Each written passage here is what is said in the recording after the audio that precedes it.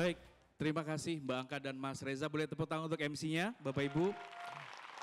Baik, Assalamualaikum warahmatullahi wabarakatuh. Salam sejahtera buat kita semua, Om Swastiastu, Namo Buddhaya, salam kebajikan dan rahayu. Selamat pagi dan semangat pagi Sobat Merdeka Insan Dikti. Aduh, sarapan buburnya baru setengah, saya ulang. Semangat pagi dan selamat pagi Sobat Merdeka Insan Dikti. Baik, siap dengan cakepnya? Vokasi Fest berkolaborasi dengan Festival Kampus Merdeka. Kita bersuka cita, ada pasar senggol dan penampilan tari. Anak muda kita semakin bertalenta. MBKM makin berjaya di dunia industri. Saya yakin ada jutaan mahasiswa di sini dan ada ribuan dosen dan juga tentunya rekan-rekan mitra industri. Boleh tepuk tangan yang mana di sini mahasiswa-mahasiswi semester akhir? Boleh tunjuk tangan? Wah, baik. Sebentar lagi skripsi, magang menemui realita kehidupan yang sebenarnya ya. Yang selanjutnya saya mau menyapa Bapak Ibu yang kami hormati, mungkin Bapak Ibu dosennya ada yang ikut di sini? Wah, di sini dosen itu muda-muda, kayaknya usianya 24 ya Mas ya. Oke, dan yang terakhir yang kami hormati dan kami banggakan yang akan jadi obrolan pagi ini adalah rekan-rekan mitra industri. Boleh tepuk tangan Bapak Ibu rekan-rekan mitra industri? Bapak-bapak di sini usianya sepertinya masih 32 sampai 35 Pak ya, awet muda karena ketemunya dengan mahasiswa dan mahasiswi terus.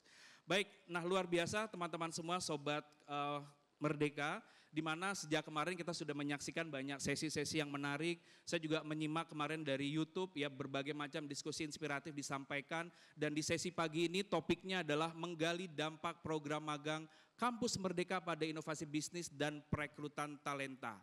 Indonesia ini punya bonus demografi dan bonus ini benar-benar harus kita manfaatkan dengan baik dan mengutip apa yang disampaikan oleh Bapak Presiden kemarin bahwa pendidikan kita harus sesuai dengan kebutuhan masa kini dan masa depan.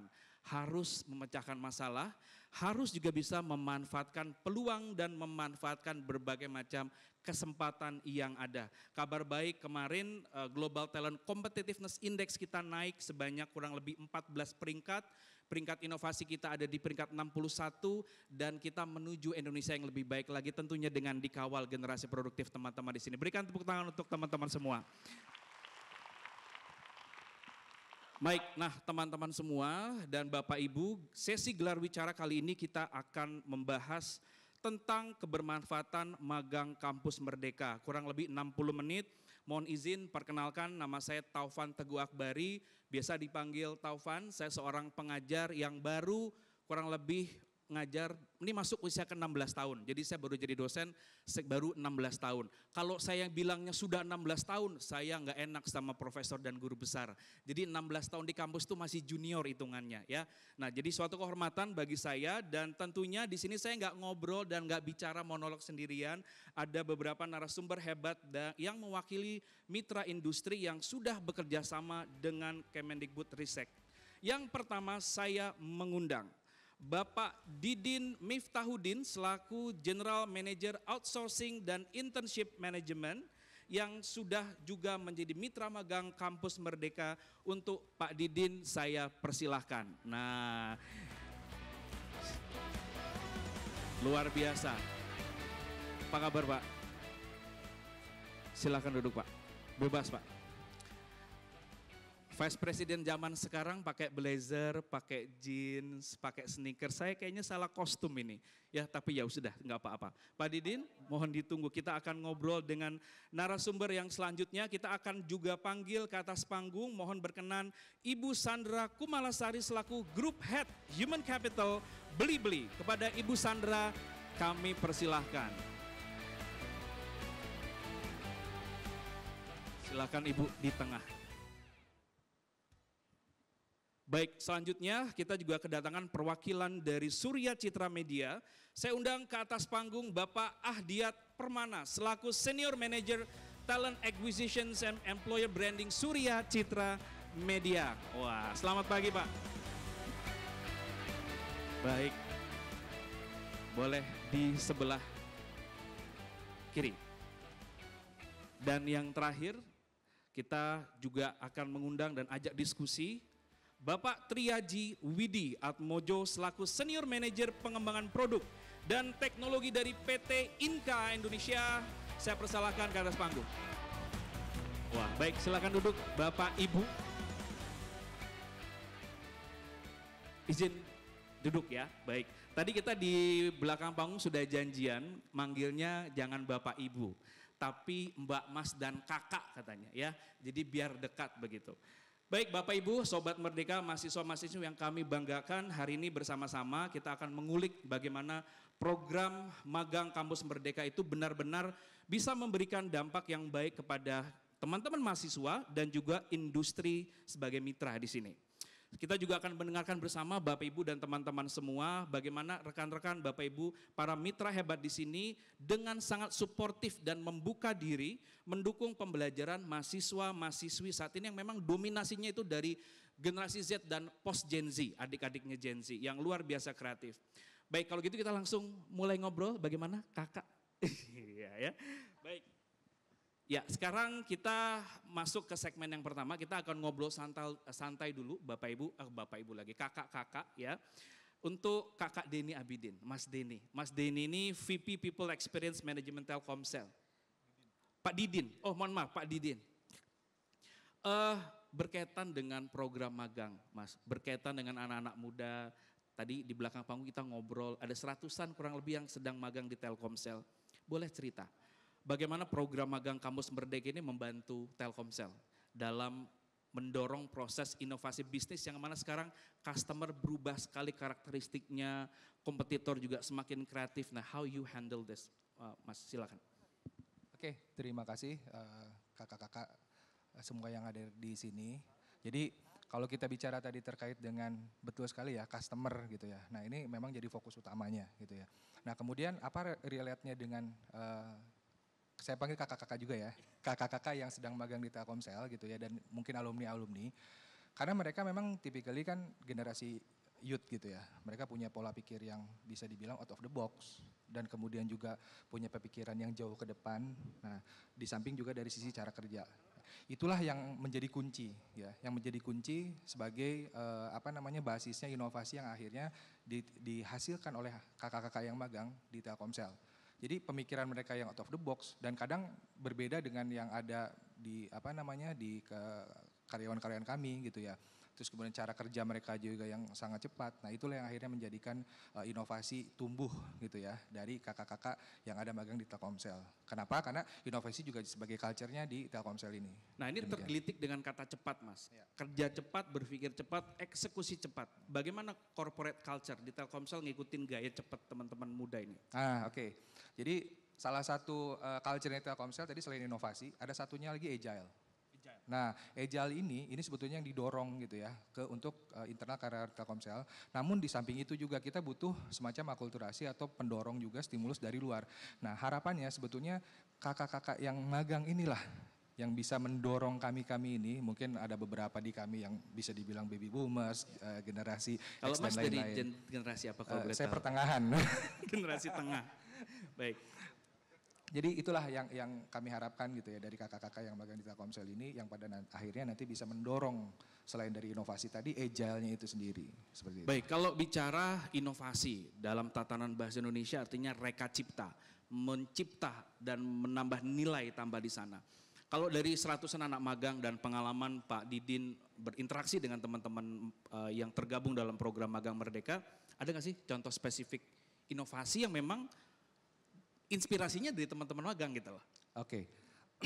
Kalau saya mention mungkin terlalu banyak ya kayak. Jadi satu yang paling keren. Iya, mungkin saya ambil contoh 3 mungkin ya. Oh, 3 bagus. Karena saking banyaknya mungkin kalau saya ambil satu rasanya kurang ini ya, kurang nendang gitu ya.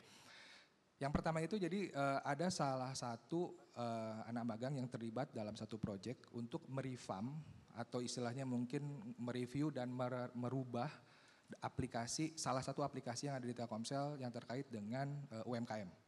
Itu jadi dari yang sebelumnya itu mungkin dibilangnya old school, terus posisinya intern tersebut capability-nya di UI UX. Nah dia terlibat untuk merevamp aplikasi tersebut yang pada akhirnya itu bisa mendapatkan apresiasi bahkan selain dari user tapi dari pelanggan juga, oh tampilannya berubah. Itu satu. Kemudian yang kedua itu jadi di di cycle yang sebelumnya, sekarang cycle 5 nih, cycle 4, itu ada intern atau anak magang atau menti itu ya, yang membuat dashboard untuk monitoring performansi terkait dengan B2B-nya campaign. Nah itu pada saat present jujur, saya agak sedikit memejamkan mata, mendengarkan, karena saya waktu itu ikut juga pada saat yang bersangkutan presentasi. Terus saya membuka mata, kok kayak ini kayak bukan anak magang gitu ya. Dia sanggup sampai menciptakan sesuatu yang bisa dibilang fundamental bagi kami. Mungkin memang versinya masih beta, tapi itu menjadi landasan kami untuk terus beriterasi dan akhirnya kita menciptakan sesuatu yang bisa dibilang baru dan berguna gitu ya untuk customer dan untuk juga corporate. Seperti itu. Baik, kalau saya mengutip salah satu sahabat saya, rektor muda dari Uni Yogyakarta, Mas Widya sering bilang, kalau ada kata itu gagasan, kata itu harus jadi kerja. Nah kerja itu harus ada tolak ukurnya, diukur. Setelah diukur harus ada keberlanjutan dan sustainability-nya. Dan anak muda sekarang tuh suka sesuatu yang jelas, yang kelihatan. Nah terima kasih Pak Didin, Kakak Didin ya. Selanjutnya kita ke satu-satunya narasumber yang luar biasa di sini, Ibu Sandra Kumalasari selaku. Saya mau protes ini, katanya tadi kakak. Oh iya udah kakak. Baik. Iya. Kakak. Ya. Sini cue card masih ibu ya, saya ganti kakak ya. Baik, Kak Sandra selaku Group Head Human Capital Blibli. Boleh cerita Kak Sandra gimana nih program magang kampus Merdeka ini punya dampak yang memang ke arah yang lebih baik, yang progresif ya. Dan kalau khusus untuk Kak Sandra ini saya mau ngomong tentang proses rekrutmen talenta tuh identifikasinya gimana sih? Kira-kira gini, gampangnya adalah apa yang membuat Kak Sandra memilih mahasiswa terbaik yang ada sekarang untuk akhir bisa berkarya bareng di Blibli? Oke, kalau buat kami di Blibli, program magang kampus Merdeka ini kayak apa ya, Tuhan ngasih jawaban untuk doa kami setelah sekian lama gitu ya. Tepuk tangan dong untuk program magang kampus Merdeka. Saya nggak tahu teman-teman di sini ngerasanya gimana, tapi buat kami di industri ini sesuatu terobosan yang luar biasa. Kenapa? Karena saya di dunia ini udah lama banget, makanya tadi saya protes harus dipanggil kakak. Biarkan di dunia ini sudah lama banget. Saya di dunia HR tuh udah lama banget. Udah lama Jadi banget. biarkan saya merasakan kemudaan sedikit gitu ya dipanggil kakak. Jadi saya udah sempat ngalami frustrasi berat pada saat namanya kita harus ngerekrut.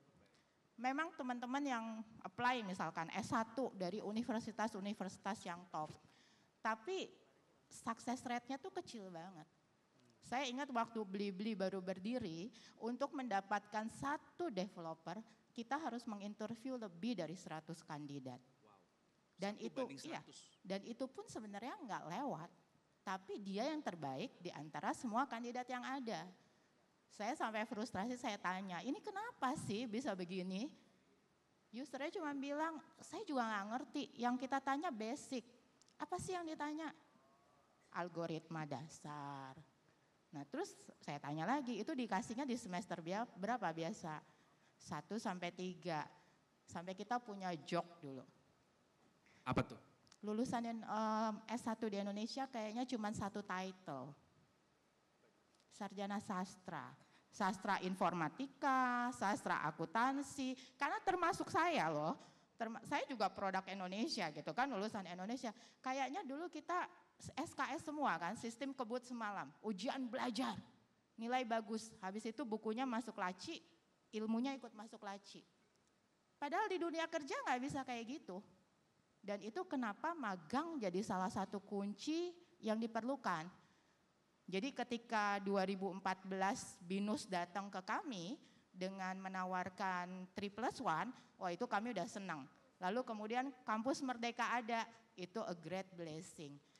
Kalau dikaitkan dengan rekrutmen, tingkat sukses rate-nya jadi meningkat, jauh. Bahkan bukan cuma sekedar dari rekrutmen, keberhasilan karir teman-teman di dalam organisasi itu juga meningkat pesat. Kak Sandra, boleh tanya enggak, definisi success rate untuk mahasiswa yang sedang berproses dalam magang itu indikatornya apa Kak? Oke, kalau buat kami di Blibli, pasti adalah kita lihat 2 sisi. Dari sisi perusahaan kita tentu melihat apakah mahasiswa itu bisa memberikan impact atau tidak. Tapi dari sisi mahasiswa, kami juga pengen melihat apakah perusahaan kami dari sisi industri juga bisa memberikan impact buat teman-teman. Buat teman-teman learn something. Dan ini bukan cuma sekedar misalkan yang technical skill, tapi di magang itu teman-teman akan belajar banyak hal. Teamwork, gimana ngadepin konflik, gimana ngadepin silo antar bagian, which is itu saya rasa ilmunya nggak diajarkan di bangku kuliah. Dan itu teman-teman akan hadapi di dunia kerja. Nah, pada saat magang, kondisi-kondisi real itu yang teman-teman lihat, yang teman-teman pelajari. Sehingga akan membantu teman-teman dalam proses adaptasi. Baik, kalau seperti Kak Didin tadi pertanyaannya sama. Success story dari salah satu peserta magang di Beli-Beli yang Kak Sandra tuh ingat sekali sampai sekarang. Oke, yang saya ingat banyak ya. Karena kalau ditanya, kalau saya ambil dari Binus 3+1, 20% dari mahasiswa yang ikut program Binus 3+1 di kami, yang batch pertama, saat ini sudah menduduki posisi manajerial di Blibli. Jadi 2014 sampai 2015 mereka magang, teman-teman hitung sendiri. Sekarang sudah ada yang menduduki posisi sebagai Vice President. Wow, dengan tempo berapa tahun tuh kira-kira? 2016 sampai 2023 sekarang. 7 years, 6, 7 tahun. Yes. Wow. Ya, Oke. itu success rate yang luar biasa. Kalau ditanya dari kampus Merdeka karena baru 3 tahun mungkin belum bisa terlalu signifikan ya. Tapi saya lihat sendiri ada satu di tim saya, itu dia magang lewat kampus Merdeka 2 kali jadi 1 tahun. Kemudian sekarang dia masuk di tim communication saya dan performance dia jauh lebih cepat untuk terlihat impact-nya dibandingkan dengan fresh grade yang masuk di sana. Wah, jadi valid nih ya. Nah ini semakin memvalidasi pemahaman saya sebelumnya bahwa ada beberapa survei bilang kecenderungan karir anak fresh grade itu meningkat dari mulai dia lulus sampai mencapai posisi board directors or VP itu butuh 10 sampai 12 tahun dari survei kajian-kajian karir yang sudah ada. Tapi ini tervalidasi, terpecahkan bahwa hanya dengan 6-7 tahun dengan percepatan-percepatan bisa lebih cepat kenaikan karirnya. Nah, mudah-mudahan kita doakan teman-teman yang di sini punya karir secepat itu dan lebih baik lagi ya. Amin. Nah, sekarang sepertinya kita menuju narasumber yang paling fresh ini, yang paling muda atau yang paling senior nih ya. Kakak juga mau dipanggil kakak atau bapak? Kakak, dipanggil kakak aja. Oke, baik. Kakak Ahdiat Permana selaku Senior Manager Talent Acquisition and Employer Branding Surya Citra Media. Sebelumnya Ibu Sandra terima kasih tadi sudah menjawab. Nah ini saya yakin teman-teman Sobat Merdeka Mahasiswa ini penasaran karena Kak Ahdiat ini dari media dan industri yang sangat digemari oleh generasi saat ini. Kak Ahdiat boleh cerita Kak, kurang lebih sama. Kira-kira seberapa berdampak Kak program Magang Merdeka ini terutama di sektor media dan hiburan yang mana ini menjadi primadona, industri primadona tujuan teman-teman ini untuk berkarir dan berkaya. Monggo. Oh iya, in a nutshell sebenarnya oke banget. Nah itu aja, nggak cuman kalau in a detail, media ini kan memaintain media itu harus end to end ya. Misalnya dari produksi sampai penyiarannya, apalagi di SCM juga, SCTV, Indosiar, Mentari TV, it's all under us. Tapi yang kita sering butuhkan sebagai media adalah kreativitas gitu loh. There's always something new, something viral, something nice. Nah itu justru kita dapatnya dari anak-anak magang Merdeka, Mas Taufan dan semuanya gitu. Karena as much as mungkin banyak yang berpengalaman di SCM, tapi kadang-kadang butuh refresher. Dan refresher ini sering sekali dari anak-anak magang Merdeka. Dan untuk hasilnya sih sebenarnya saya yakin semuanya pernah melihat gitu Kalau saya pribadi sebenarnya saya sedang menunggu karir site yang baru. Jadi karir site kita SCM tuh lagi kurang bagus. Nah ini dalam waktu dekat mungkin 2-3 minggu kita akan launch karir site dan itu sebenarnya hampir 100% kali ya, tentunya dibimbing ya, itu oleh Magang Merdeka gitu. So nanti kalau dilihat that's 100% from anak-anak Magang Merdeka. Tapi kalau mau lihat yang really real, di sini ada yang nonton Piala Dunia 2022 kemarin? Ada nggak? Aku nonton sih, ada nggak yang nonton? Oh nggak nonton Piala Dunia ya? Oh kirain nggak suka bola ya? Oh ya udah. Nonton tadi keburu turun Kak. Buru turun ya? Oh ya udah. Ada 2.300.000 tadi yang di tangan. Itu beberapa animasi ketika lagi bertransisi misalnya perkenalan ke pemain atau misalnya bertransisi dari lapangan kepada hostnya, itu anak magang Merdeka waktu itu di di house production kita di YP. Gitu. Itu sih Mas. Wow, jadi sudah equal dan setara dengan teman-teman yang full time. Kak, saya penasaran satu Kak. Karakter apa sih? Mungkin dua karakter utama untuk teman-teman calon magang Merdeka ini yang bisa diterima di industri hiburan. Dengan karakter yang seperti apa? Kan kalau kreatif saya pikir teman-teman sudah kreatif. Inovatif juga sudah. Tapi what makes them different? What makes them stand above the crowd? Yang akhirnya kayaknya nih anak bisa nih kita rekrut gitu. Nah itu karakter yang seperti apa yang dibutuhkan, dicari? Mungkin kalau di grup SCM as media oh ya, mungkin satu sih yang paling penting terus terang aja tahan banting gitu.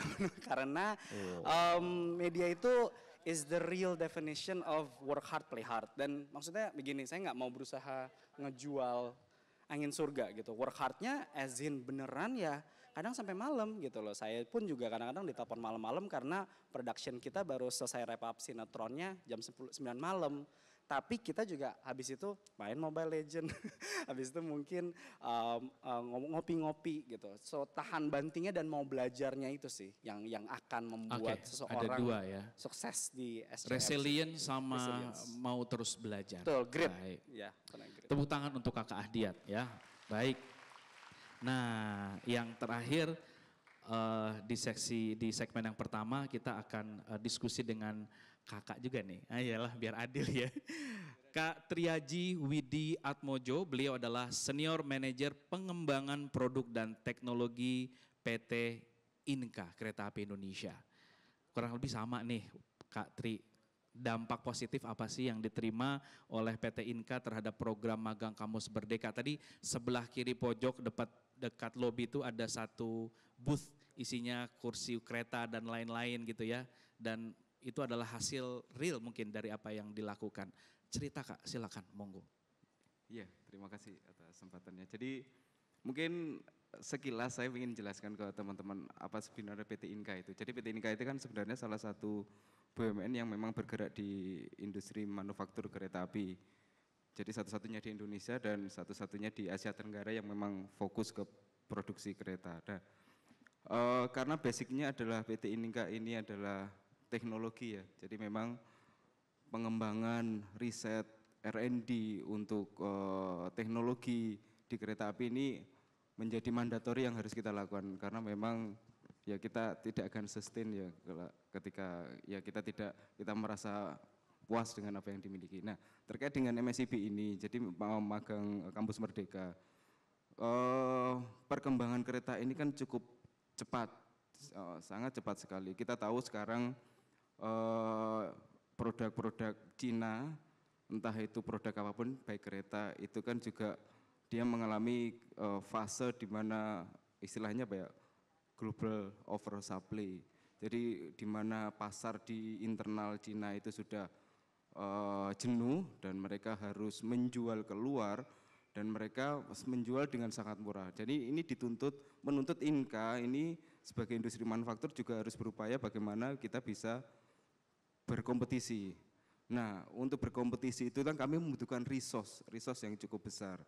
Jadi kalau kami di PT Inka membuat piramida resource untuk human resource, artinya di piramida pertama itu atas ketika resource kami tidak ada dan kompetensi kami juga belum ada, artinya ini inovasi teknologi baru, maka kami akan menggandeng institusi pendidikan yang mempunyai pengalaman di situ. Terus di piramida kedua ketika kami memiliki kompetensi tapi resource tidak ada, maka kami membutuhkan tenaga-tenaga profesional, freelancer yang bisa kami kontrol. Piramida terakhir, ketika kompetensi dan resource kami terpenuhi, maka di situ Inka sebagai pemberdayaan ekosistem.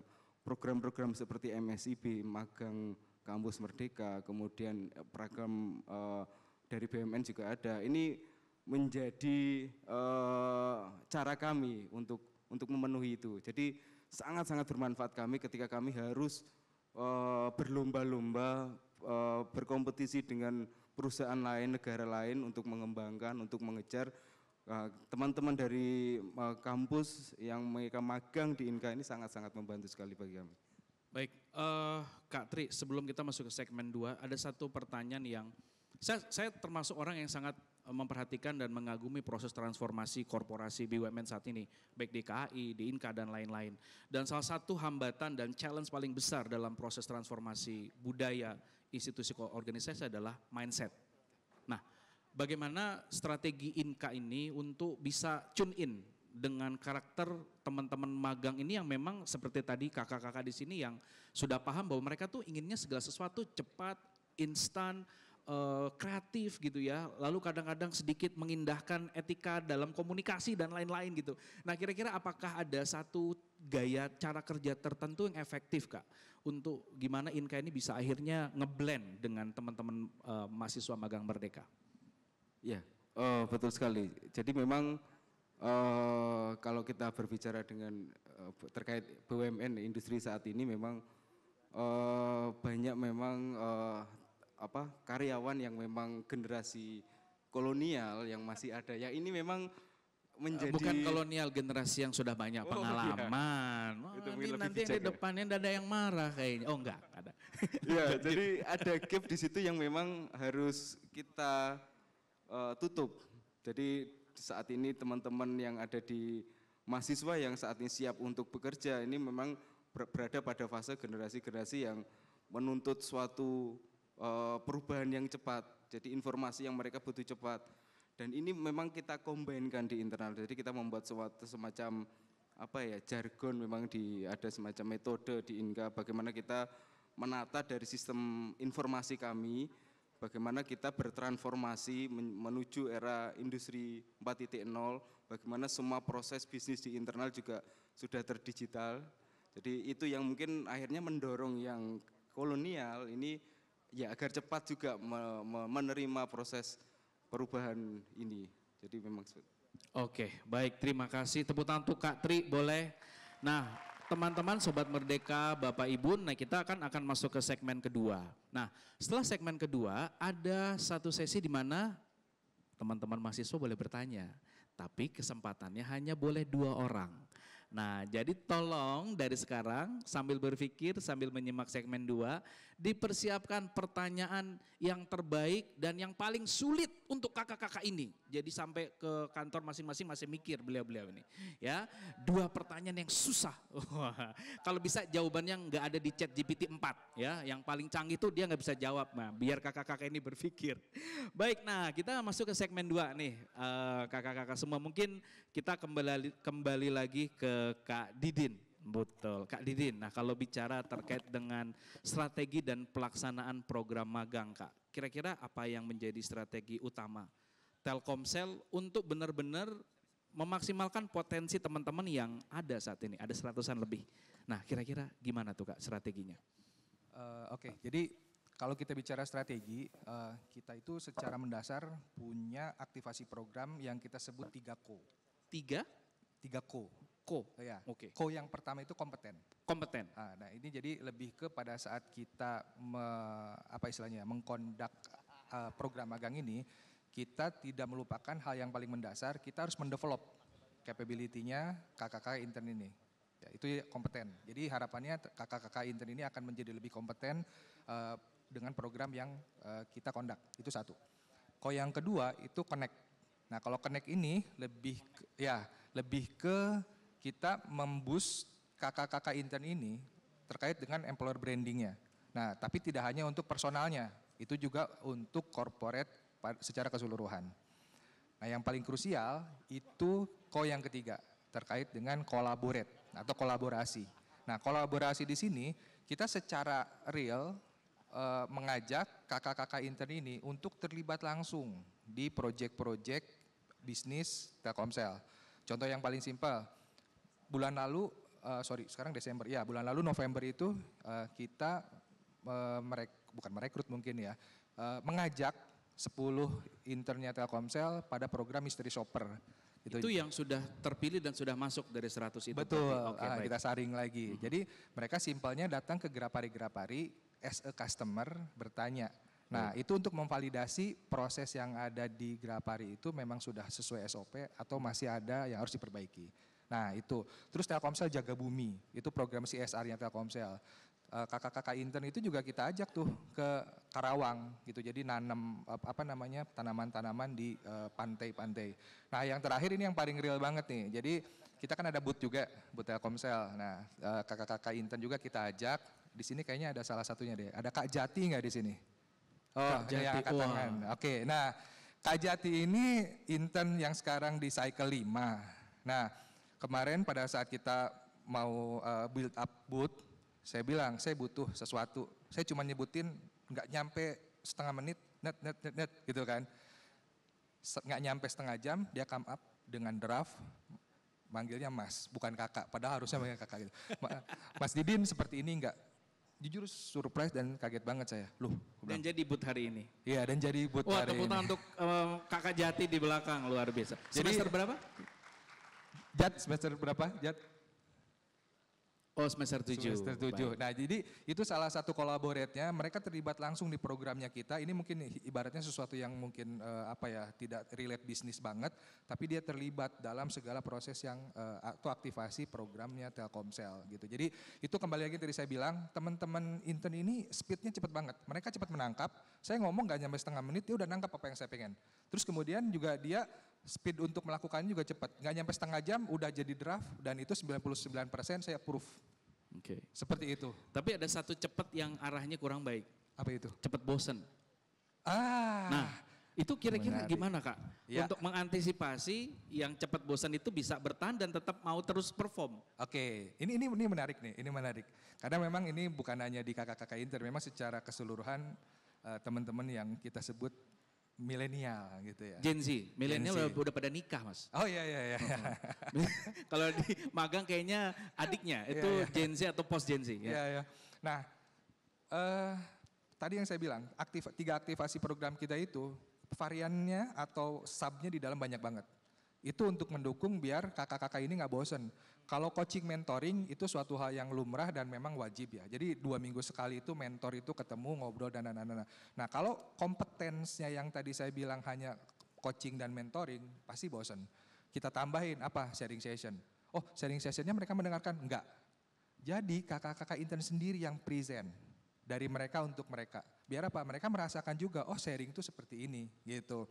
Nah terus kemudian tadi yang kolaborasi juga tidak hanya 2 atau 3 program, banyak sekali. Intinya apa? Memang memaintain, bukan mood mungkin ya, semangat kita bahasakan ya. Semangatnya kakak-kakak intern ini jangan sampai, ini tips and trick aja ya, jangan sampai programnya itu satu untuk satu periode atau satu durasi baik. gitu ya. Jadi harus benar-benar kitanya sendiri juga kreatif. Nah kuncinya kita kembalikan lagi ke kakak-kakak intern. Mereka butuh apa? Yuk kita diskusikan, create bareng. Jadi dari mereka untuk mereka. Ada beberapa perusahaan yang menggunakan pendekatan gamification internship program. Jadi dibuat seperti layaknya mereka ada di wahana dengan mekanisme gamification. Ada poinnya. Ada poinnya ya. dan lain-lain. Baik, Kak, satu pertanyaan lagi mungkin 2 menitan nih Kak jawabnya. Nah, kita bicara tentang gap antara apa yang diinginkan dan dibutuhkan industri dengan ketersediaan dan realita kompetensi yang ada saat ini. Nah, gimana Kak Didin dan teman-teman di Telkomsel itu bisa memastikan bahwa program magang ini sejalan Kak dengan kebutuhan bisnis. Jangan sampai kebutuhan bisnisnya X, tapi yang diberikan dan targetnya justru di target yang lain dan nggak ketemu, nggak satu frekuensi gitu. Gimana Kak? Oke, jadi pada dasarnya kakak-kakak intern ini nanti kalau masuk Telkomsel itu akan masuk di unit-unit yang memang di-expect oleh usernya. Gitu. Jadi kita tidak mengasumsikan atau merekrut secara mandiri dari human capital. Tapi kita bekerja sama dengan semua user-user memastikan mereka butuhnya apa. Nah kemudian kita validasi juga terkait dengan capability yang dibutuhkan. Jadi mungkin saya sampaikan di Telkomsel itu ada 2 capability yang yang sekarang kita manage. Satu itu regular capability yang sifat regular capability yang sifatnya lebih umum lah, sales, marketing gitu ya, HR, finance. Ada satu lagi namanya critical capability. Nah, critical capability ini yang kalau kita bicaranya mungkin future capability. Mungkin kakak-kakak udah selazim mendengar UI UX, cloud, 5G, terus kemudian dan lain-lain. Nah, itu yang akan kita fokuskan. Jadi kakak-kakak pada saat masuk ke Telkomsel tahu, merasakan, oh ini future-nya Telkomsel dan itu juga align dengan kebutuhan bisnis kami. Baik. Gitu, seperti itu. Menarik, tadi ada dua kata kunci penting, pendekatan adalah competence, connect and collaborate. Ya. Dan ada dua pendekatan kompetensi di sini, yang pertama adalah critical capability sama regular capability. Dan terkait dengan critical capability, minggu lalu saya baru baca salah satu jurnal, ada 5 basic kompetensi yang memang perlu di-adapt sama Gen Z dan adik-adiknya, yaitu adalah kemampuan membaca masa depan teman-teman. Mempredict the future. Nah ini sejalan nih, cocok ya. Oke, kakak terima kasih kak. Sekarang kita ke kakak Sandra, ini bener nih ya kakak Sandra. Kak Sandra, tadi Kak Didin sempat nyinggung tentang agak sedikit challenging kalau menjahit Gen Z yang pintar, yang punya banyak pengalaman dengan egonya dipaksa untuk kerja bareng, kerja di satu tim yang sama, itu kadang-kadang bukan hal yang mudah Kak Sandra. Nah jadi pertanyaannya adalah gimana Kak pendekatan beli-beli dalam proses mentoring dan mengintegrasikan mahasiswa-mahasiswi magang merdeka ke tim kerja yang sangat diverse, kalau kita bilangnya sekarang multi generasi. Monggo Kak Sandra. Oke, nah ini pertanyaan yang susah-susah gampang. Oke, kalau kami di Blibli, teman-teman yang magang di kami, itu dari hari pertama mereka datang kita nggak lepas. Jadi kita punya program orientasi dulu buat teman-teman. Di mana dalam program orientasi ini kami memberikan pembekalan-pembekalan dasar, skill-skill yang kita rasa akan dibutuhkan teman-teman dalam berinteraksi satu sama lain. Oke, apa aja itu Kak? Jadi self leadership itu one of it. Karena kita nggak akan bisa bekerja sama orang lain, berinteraksi sama orang lain kalau kita belum bisa memimpin diri kita sendiri. Dalam arti kita harus bisa mengalahkan ego kita, mengenali diri kita, sehingga memudahkan kita untuk berinteraksi dengan orang lain. Kemudian bagaimana ketika kita sudah punya self leadership itu, kita bisa terkonek sama orang lain, termasuk di sini menyampaikan ide, menerima feedback. Karena dalam dunia kerja yang namanya saya kalau bilang sama teman-teman di Blibli, semua orang itu sebenarnya adalah marketing. Marketing dalam arti tertentu. Kita tetap harus jadi marketing untuk menyampaikan ide kita, untuk mempromosikan diri kita sendiri, tapi dalam porsi yang tepat. Nah itu semua kita berikan pembekalan kepada teman-teman. Termasuk bagaimana caranya berkonflik dengan sehat. Menarik tuh, berkonflik dengan sehat. Betul, karena nggak ada satupun tempat kerja yang saya rasa bisa menjamin nggak akan ada konflik. Nggak mungkin. Kak, konflik yang memang biasa terjadi, drama-drama anak magang itu apa sih Kak? Kalau drama yang kita bilang agak mirip sama drama Korea banyak lah ya. Mereka berdebat hal-hal yang mungkin remeh-temeh atau kadang ada yang rebutan gebetan juga sih. Karena mereka saling lirik sana lirik sini kan. Tapi maksud saya berkonflik di sini lebih ke arah kita di tempat kerja tuh pasti harus berkonflik. Karena dari konflik itu kita akan menghasilkan inovasi. Jadi jangan sampai kita menghindari konflik, justru itu yang kami mau tekankan. Itu yang kami bekali ke teman-teman bahwa konflik kalau bisa di-manage dengan baik, dan kalau on top of that kita punya trust dalam tim, itu akan jadi sesuatu yang luar biasa. Karena dari sana akan lahir inovasi. Nah itu yang kita encourage ke teman-teman sebenarnya. Di samping tentunya kita juga punya fokus mentoring. Karena di Blibli setiap mentor hanya boleh megang 3 anak magang. Enggak boleh lebih dari itu. Kita juga kasih komprehensif dan multidisiplin. Jadi wawasan teman-teman tuh terbuka. Contohnya kami punya yang namanya Learning Festival yang kita beri nama BOLD. Di dalam acara ini tuh 1 hari yang kita dedikasikan semua biblionaires tuh enggak kerja. Tugasnya cuma belajar. Karena dalam 1 hari itu kami mengundang lebih dari 10 pembicara nasional maupun internasional. Dan teman-teman intern di Blibli berhak untuk mengikuti itu semua. Belum lagi kegiatan-kegiatan sama kayak yang tadi Mas Didit sampaikan, kegiatan-kegiatan yang dilakukan oleh perusahaan itu juga harus diikuti teman-teman. Sehingga teman-teman bisa punya pemahaman bisnis yang baik juga. Karena kalau di tech company, pemahaman, bisa melihat masa depan, bisa melihat tren, agility, speed itu sesuatu yang penting gitu loh. Kalau enggak kita akan dying. Jadi kesempatan itu yang kita terus push ke teman-teman. Nah, pasti ada tantangan Kak dalam proses integrasi tersebut. Dan saya yakin ketika teman-teman yang biasaan di kampus ketika kerja kelompok mereka memilih teman sendiri, yang satu frekuensi ini dikondisikan untuk bisa bekerja dengan orang yang beda karakter, beda cara pikir, beda gaya, dan menjadi tim yang ideal. Nah kira-kira tantangan dalam proses integrasi tersebut gimana Kak Sandra? Tadi sudah di-mention tapi mungkin bisa sedikit didalami. Iya, ya pasti ya egonya masing-masing keluar. Nah ini yang kita terus coba untuk tekankan ke teman-teman, katanya kalau tak kenal maka tak sayang. Jadi ini yang kami tekankan, kenali tim Anda. Jangan punya persepsi dulu sebelum kenal. Kami juga punya makanya banyak sekali kegiatan engagement yang kami kawinkan di sana untuk membuat tim cair dulu. Untuk bisa saling paham, saling kenal dan untuk membangun trust-nya seperti apa. Karena ketika itu sudah terjadi itu akan jauh lebih mudah.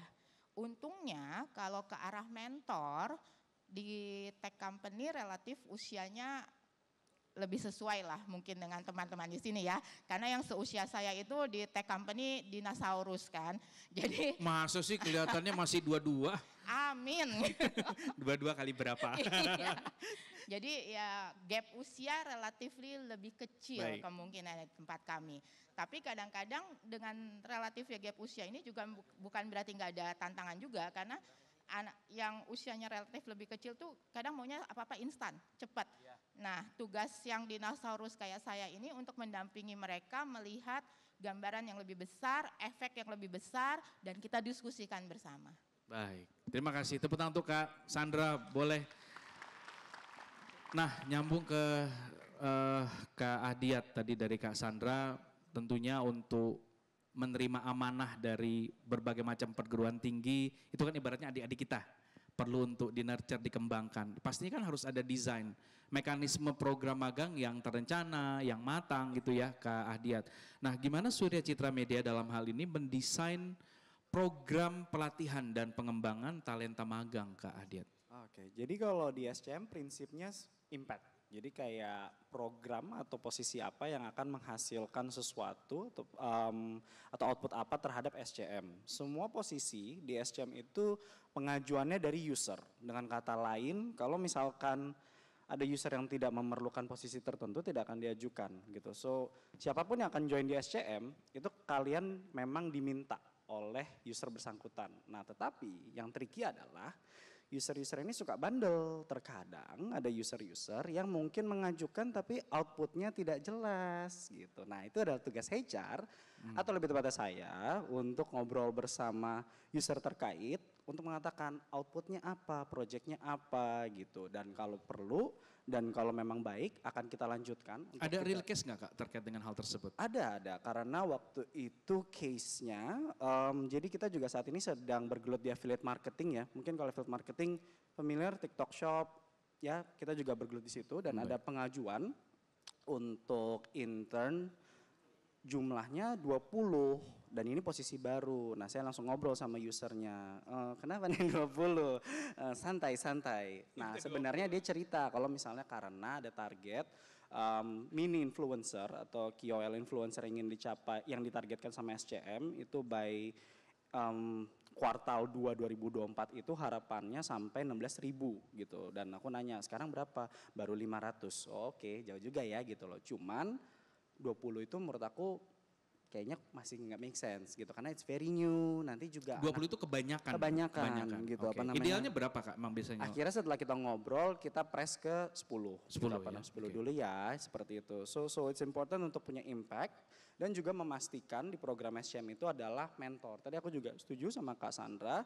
Di satu sisi kita punya mentor utama itu yang senior-senior tapi kadang-kadang mentor utama kita tuh terlalu baik. Jadi kadang-kadang suka merasa nanti siapa yang mentorin? Saya saja semuanya. Nah ini problemnya mereka masalah terlalu senior, jadi bukannya mereka nggak mau mentorin, tapi kadang-kadang mereka ditarik sama direktur gitu. Jadi saya juga harus ngomong, coba ada mentor daily-nya nggak seperti itu. Karena just like in any generation, internet itu kan full of energy and creativity, tapi mereka butuh guidance gitu. Dan kalau guidance-nya tidak reguler, itu akan sayang sama potensinya. Itu sih dua hal yang kita pentingkan kalau di SCM mengenai impact sama juga mentorship-nya. Kalau peran talenta magang kan pasti di SCM ada event-event proyek-program besar, proyek-proyek unggulan. Nah kira-kira peran mereka tuh sampai di mana sih Kak bisa diberikan mandat yang besar untuk megang produk atau event besar di perusahaan, dalam hal ini di SCM? Mereka lumayan sih, nggak soalnya. Sejauh mana dilibatkannya? Kalau saya ngobrol sama tim production, jatuhnya pembagiannya, saya nggak nanya scope project, saya nanya program apa yang dipegang. Okay. Jadi misalnya Mas Adiat, saya untuk batch ini, untuk post production design saya butuh 6 ya. Nah saya udah kenal sama usernya. Mau tahu dong pembagian acaranya? Yang ini nanti pegang religi, yang ini pegang sports, yang ini pegang booster. Oh oke, gitu loh. Jadi sudah ada ownership terhadap produknya, dan itu juga itu mungkin kita juga trial and error ya, semuanya, dan Mas Tovan, karena dulu sih nggak seperti itu, tapi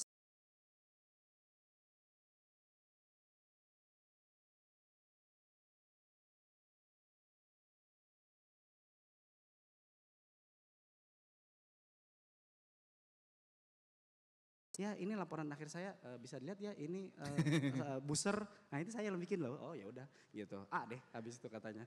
Oke, jadi outputnya, resultnya. Baik, terima kasih untuk Kak Ahdiat. Nah yang terakhir sebelum kita akan minta teman-teman untuk bertanya, udah disiapkan ya 2 pertanyaan yang paling susah ya nanti ke Kak Tri. Nah Kak Tri ini katanya ada PPT Kak ya yang mau di-sharing. Jadi boleh dimulai Kak Tri sambil cerita program yang sudah dijalankan, lalu strategi PT Inka apa untuk akhirnya bisa maksimal tuh potensi-potensi keren dari teman-teman magang. Monggo Kak, silakan. Iya, mohon izin. Saya berdiri ya? Boleh, berdiri jalan-jalan. Boleh Kak, gantiin moderator juga boleh. Jadi biar gak bosan ngeliatin narasumber dan moderator. Ini ada beberapa slide yang mungkin bisa menjadi semangat ya bagaimana proses di PT Inka ketika melakukan program magang. Next saja Pak. Next. Jadi salah satu produk unggulan yang berhasil diciptakan oleh teman-teman magang mahasiswa.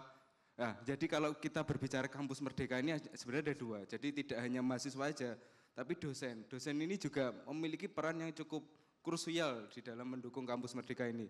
Jadi selain mahasiswanya terjun di lapangan juga ada dosen.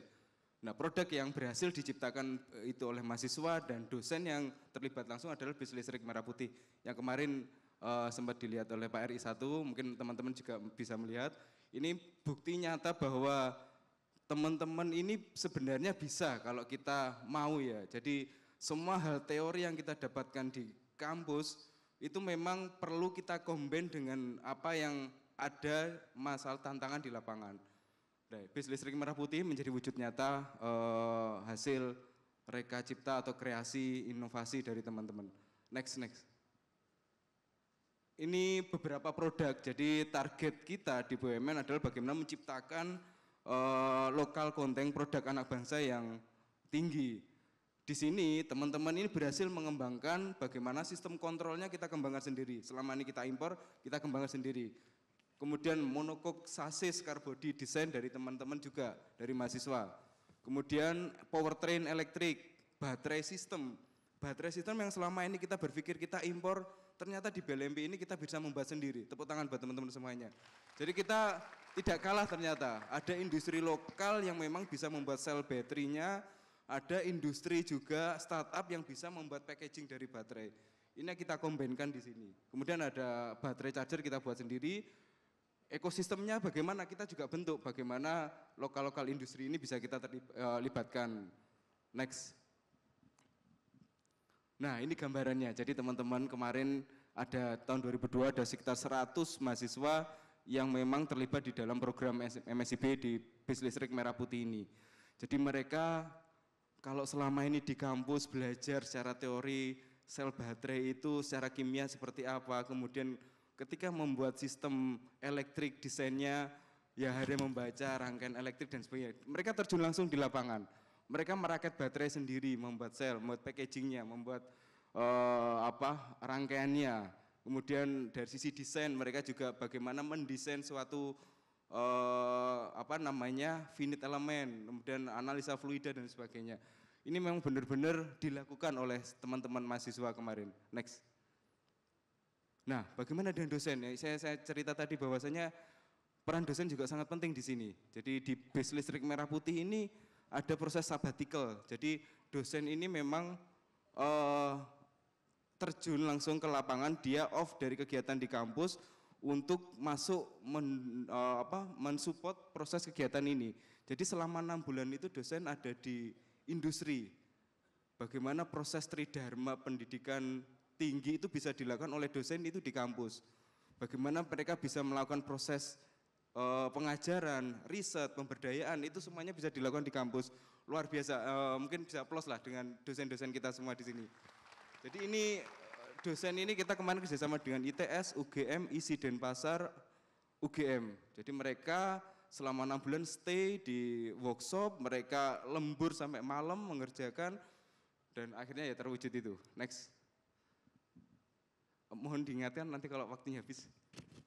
Masih ada kurang lebih 2 menit Mas siap. untuk sesi. Nah ini kemarin launchingnya ya, bagaimana Mas Menteri, kemudian ada Pak Menteri BKS, Menteri Perhubungan yang melaunching BIS Listrik ini, teman-teman yang terlibat di dalam proses ini, dan alhamdulillah kemarin di waktu acara G20 berhasil ya mendukung kegiatan tersebut di Bali. Next. Boleh tepuk tangan dong untuk BIS Merah Putih ya, mantap. Next. Next.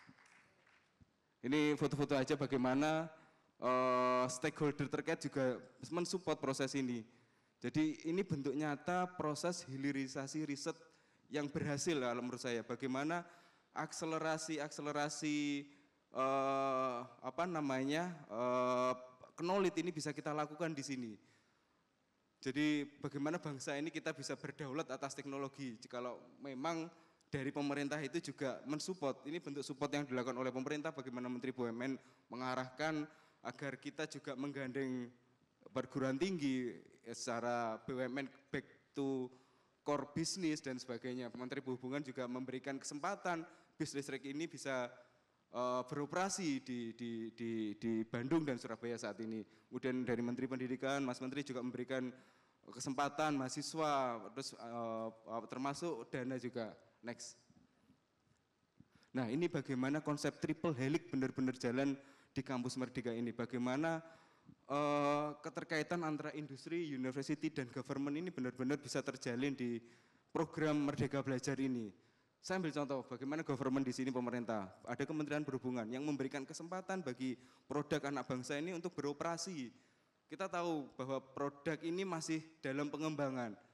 Dan kita yakin juga pasti suatu saat ini akan sempurna. Tapi ketika kesempatan itu datang, maka ya ini bentuk wujud dari negara untuk memberikan kesempatan. Kemudian dari Dikti dengan melalui partisipasi melalui kegiatan-kegiatan yang ada di kampus Merdeka ini. Dari university, kampus mereka juga terjun langsung, rekan-rekan teman-teman mahasiswa, dosen, bagaimana mereka bersatu ya menyampaikan visi misi bagaimana bisa menyelesaikan program ini.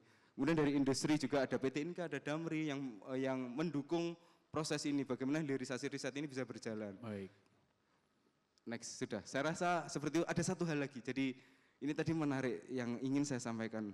Bagaimana para dosen ini memberikan manfaat sebenarnya, memberikan peran yang luar biasa di balik mahasiswa ini biar bisa lebih cepat dalam melakukan. Nah, sebenarnya yang saya cukup kritisi di sini adalah proses sabbatical dosen ini belum ada regulasi yang jelas. Yeah. Jadi ini saya mohon saran juga di sini mungkin jika memang dosen-dosen itu melakukan proses tridharma di perguruan di industri, mereka mendapatkan apresiasi yang layak. Kemudian bagaimana mahasiswa juga, ternyata mahasiswa juga punya kendala. Saya nangkep ketika saya curhat dengan teman-teman mahasiswa, ketika mereka SKS-nya tidak diperhitungkan di kampusnya, itu menjadi dilema juga bagi mahasiswa juga. Konversi ya, proses Betul, konversi. proses Pak. konversi. Jadi hal ini memang perlu komunikasikan. Kita buat silabus itu biar ini memang benar-benar sempurna kegiatan ini. Terima kasih. Baik, terima kasih. Tepuk tangan untuk presentasinya Pak Tri. Ya, saya sepakat Pak ya, karena di balik setiap hal-hal baru inovasi, ada regulasi menyusul, proses adaptasi, dan tadi proses vertical lift terkait dengan kebijakan kampus Pak ya. Jadi saya pikir ini resiprokal antara kita ingin mahasiswa kita maju, tapi kita juga ingin dosen maju, dan itu harus didukung penuh Pak ya. Baik, nah teman-teman kita sekarang masuk ke sesi tanya jawab dengan para narasumber. Nah, ada peraturan penting di sini terkait dengan sesi tanya jawab. Yang pertama adalah karena memang waktunya terbatas, tadi hanya boleh untuk 2 orang. Dan mohon disampaikan pertanyaannya secara singkat, padat dan juga jelas sambil menyampaikan pertanyaannya mau disampaikan ke kakak-kakak yang mana. Nah, jadi saya akan memulai dan saya izin berdiri sambil memilih, boleh ya kakak-kakak ya.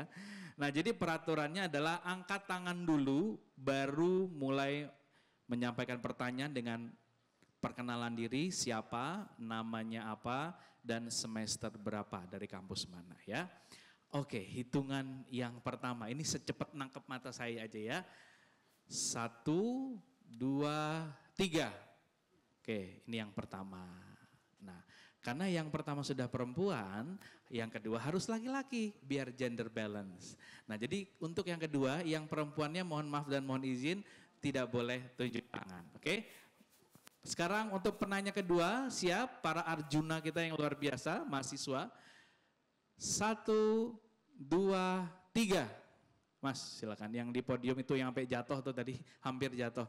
Ya yang pakai jaket biru, ya. Oke, baik kita mulai. Mbak boleh berdiri ya, lalu perkenalkan namanya siapa, dari kampus mana, semester berapa, dan ditujukan pertanyaannya ke siapa, monggo. Perkenalkan nama saya Boleh dikencengin sedikit suaranya. Perkenalkan nama saya Sani Indah Maulani, semester 3 dari Institut Transportasi Logistik, jurusan Manajemen Transportasi Udara. Baik, semester 3, Iya. namanya Tri. Sani. Sri. Sani. Sari. Sani. Ya ada gap udara di sini maklum saja. Santi. Ya. Udah. Pertanyaannya yang penting. Pertanyaannya, ini untuk yang general aja ya. Saya mau nanya, jadi di beberapa requirement untuk mendaftar magang itu kan terkadang ada yang namanya nggak perlu ada pengalaman sebelumnya gitu. Tapi kenapa yang dipilih saat pendaftaran magang itu tuh kebanyakan yang udah memiliki pengalaman? Apakah yang nggak memiliki pengalaman tersebut itu harus memiliki requirement khusus atau harus ada skill-skill tertentu sehingga mereka memiliki kesempatan untuk dapat lolos di magang tersebut? Baik, pertanyaan adalah mungkin tema besarnya kesetaraan dalam akses masuk ke perusahaan. Mungkin per orang mungkin mohon izin kalau boleh 30 detik disiapkan jawabannya, singkat, padat, dan jelas ya. Baik Pak ya, terima kasih. Saya takut nanti diomelin lagi kalau salah nama mahasiswi kita dari sebelah kanan, terima kasih. Yang selanjutnya Mas, boleh namanya siapa, dari kampus mana, semester berapa, namanya siapa? Ya, Assalamualaikum warahmatullahi wabarakatuh. Waalaikumsalam. Shalom, Om Swastiastu, Namo Buddhaya, salam kebajikan, Rahayu. Perkenalkan, nama saya Yohanes Rahmadi Pangestu. Saya dari Universitas Esa Unggul, Jakarta Barat, semester 5, program studi Public Relations. Oke, mantap. Jadi saya ingin bertanya kepada Bapak Didin Muftidin, selaku GM Outsourcing and Internship. Pak Didin ya? Ya, jadi mungkin saya percepat. Jadi banyak sekali problema teman-teman saya ketika mahasiswa, dia ini lulus S1, tapi setelah itu gak dapat kerja dan masih ada rentan waktu untuk cari kerja. Contohnya infoloker, kan banyak ya kayak gitu ya. Jadi ini bagi saya adalah suatu problema yang harus diatasi. Apalagi syarat kerja sekarang ini minimal itu ada tulisannya pengalaman kerja berapa tahun. Nah jadi pertanyaan singkatnya, pertanyaannya. Banyak sekali perusahaan big company di Indonesia. Pertanyaan saya, bagaimana solusi dan inovasi perusahaan untuk mengatasi keterbelakangan setiap mahasiswa yang tidak memiliki kesempatan seperti kita semua yang ada di sini. Oh, mirip-mirip pertanyaannya sama. Dan ini. bagaimana Ya. perusahaan mempertahankan sustainability alias keberlanjutan dalam menjangkau mahasiswa yang tidak mendapat kesempatan. Sekian Wow. pertanyaan dari saya. Assalamualaikum warahmatullahi wabarakatuh. Waalaikumsalam. Shalom, Om Santi Santi. Terima kasih Yohanes. Mungkin pertanyaan dari Pak Didin dulu Pak, lalu tadi menjawab pertanyaan yang pertama tadi. Dilanjut Ibu Kak Sandra, Kak Hadiat, Kak Tri, Kak Didin. Ya singkat aja Kak, silakan. Oke, Kak Sani ya tadi ya, saya takut salah mengutip nih. Sani ya Kak Sani. Sani, bener saya Oke. tadi Sani. Oke Kak Sani, kalau terkait dengan transparansi proses rekrutmen, sebetulnya apa yang nanti kita bahasanya seleksikan atau kita conduct dalam proses seleksi itu selalu based on requirement gitu ya. Jadi kalau memang ternyata posisinya membutuhkan skill tertentu, kita akan secara terbuka menampilkan. Nah, terlepas daripada tadi kalau disampaikan Kak Sani, kenapa yang dipilih yang berpengalaman gitu ya, itu bagian dari dinamika proses pada saat kita melihat kandidat. Pada saat secara requirement kita tidak butuh pengalaman, tapi ternyata ada kandidat yang memang sudah mempunyai pengalaman, tentunya kita mungkin akan mengcompare secara kesiapan gitu ya. Tapi kalau memang ternyata tidak ada yang berpengalaman semua, nggak akan kita nggak akan kita take out semua. Tentunya akan kita ambil juga salah satu di antaranya. Jadi kembali lagi, saya memastikan terkait dengan semua proses itu based on requirement. Tapi kalau ternyata ada kandidat yang memang mempunyai nilai lebih, tentunya dimanapun juga itu akan menjadi nilai lebih tersendiri bagi kandidat tersebut. Demikian Kak Sani, semoga menjawab.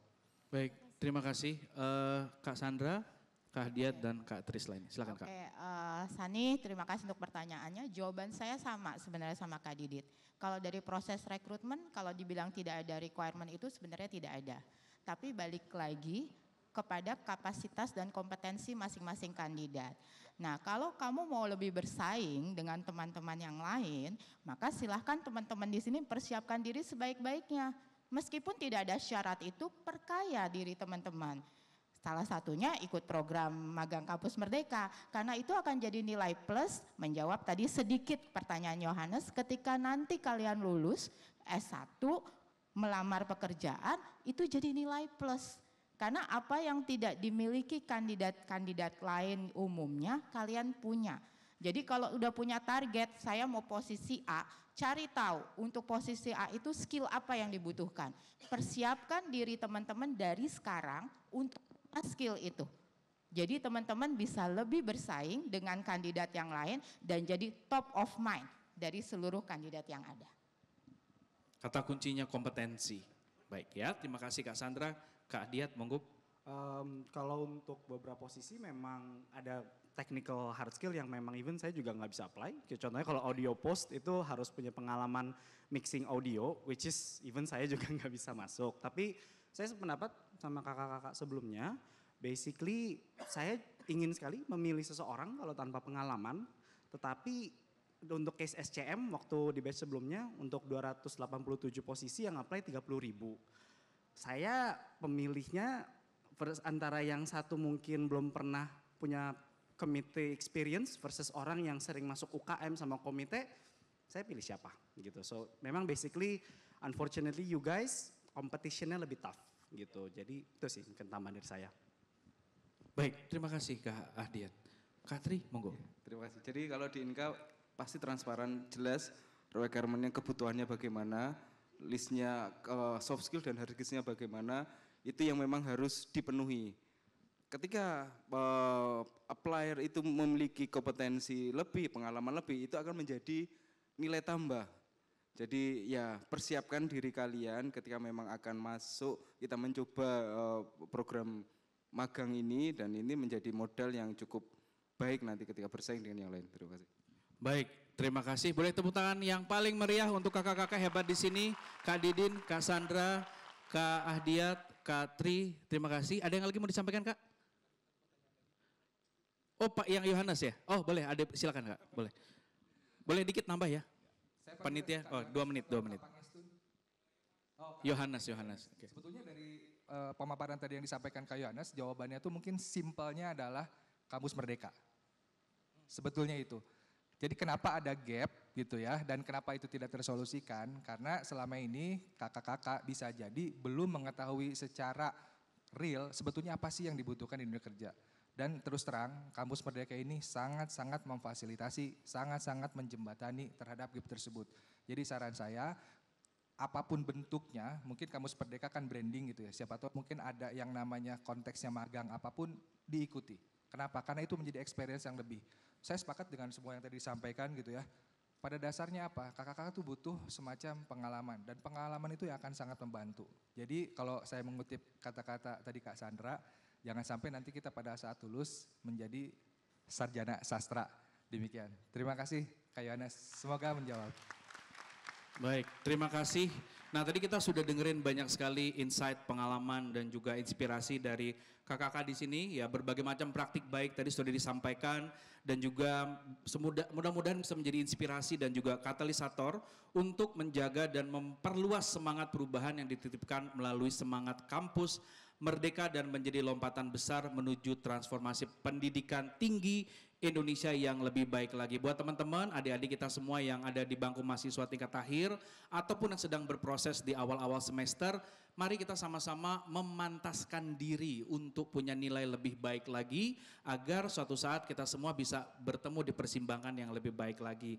Dan dengan berakhir sesi tanya jawab pada pagi hari ini, maka sesi gelar wicara pada pagi hari ini juga berakhir. Saya Taufan Teguh Akbari undur diri bersama para kakak-kakak hebat di sini. Kita ketemu lagi di lain kesempatan. Terima kasih atas diskusi yang luar biasa bersama narasumber yang juga hebat-hebat. Semoga tetap diberikan kesabaran membimbing adik-adik, diberikan ketabahan, diberikan kekuatan agar bisa membentuk peradaban generasi yang lebih baik lagi.